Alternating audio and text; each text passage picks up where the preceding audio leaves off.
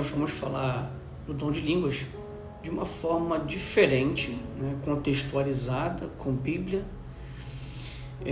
para que você entenda também a parte histórica da cidade de Corinto, tá?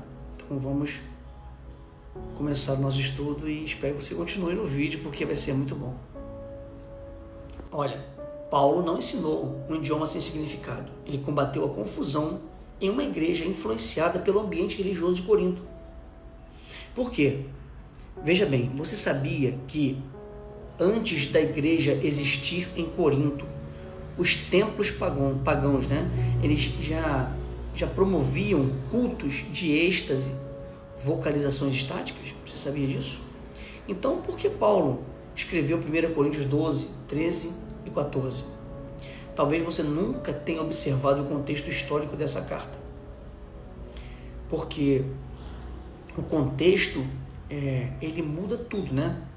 E o maior erro na interpretação de 1 Coríntios 14 é ler, né, esse capítulo sem conhecer a cidade, o local onde tudo aconteceu.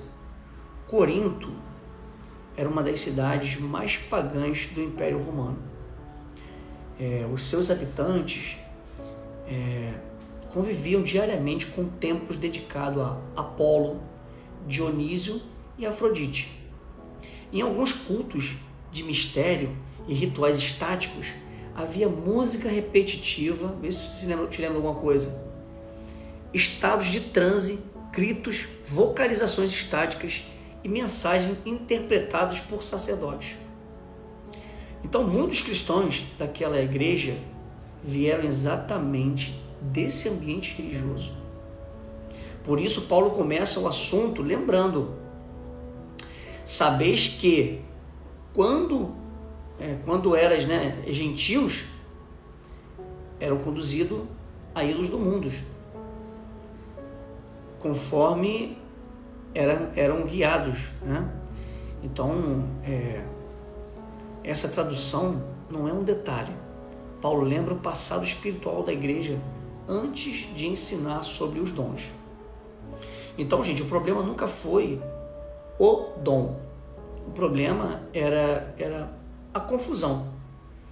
Quando chegamos em 1 Coríntios 14, 2, lemos assim, ó: quem fala em língua não fala aos homens, mas a Deus, porque ninguém o entende.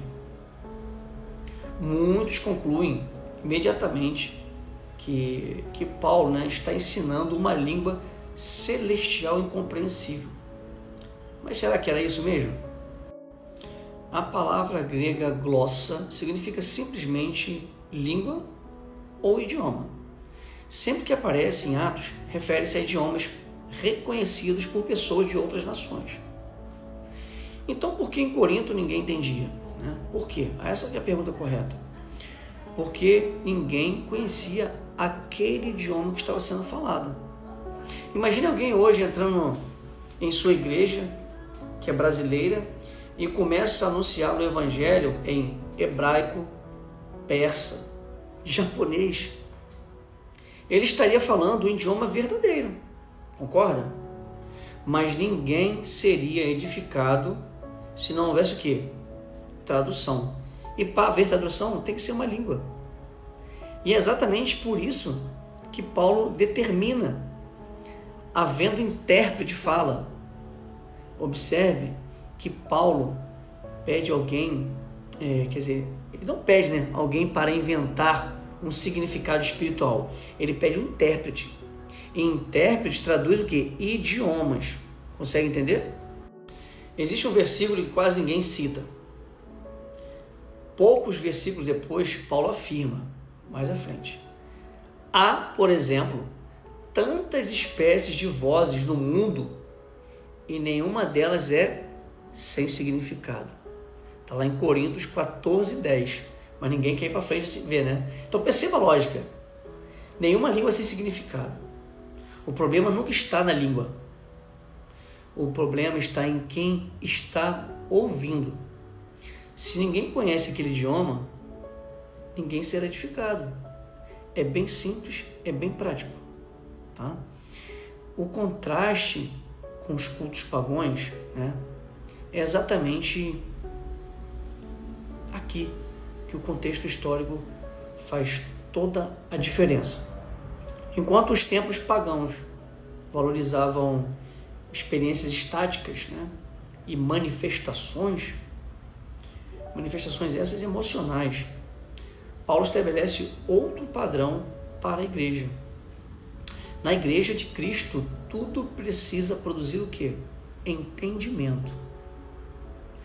Tudo na igreja precisa edificar. Tudo precisa glorificar o Messias. Por isso ele conclui: faça-se tudo para a edificação. 1 Coríntios 14 também.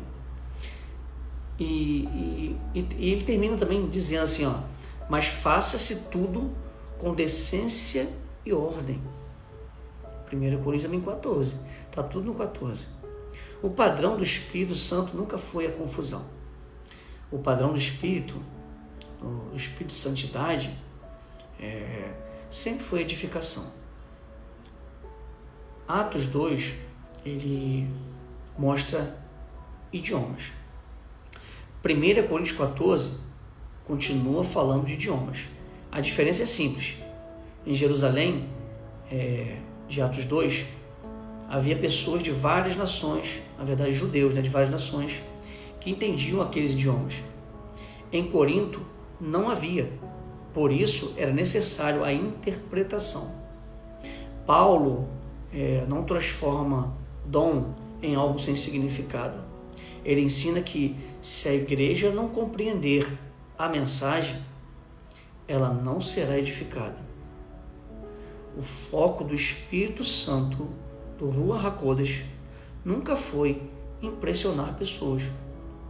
O foco dele sempre foi comunicar a verdade de Adonai, de maneira que a igreja fosse edificada. Essa é a beleza do texto. O Espírito Santo, o Ruach HaKodesh, não produz confusão. Ele comunica a palavra de Deus com propósito.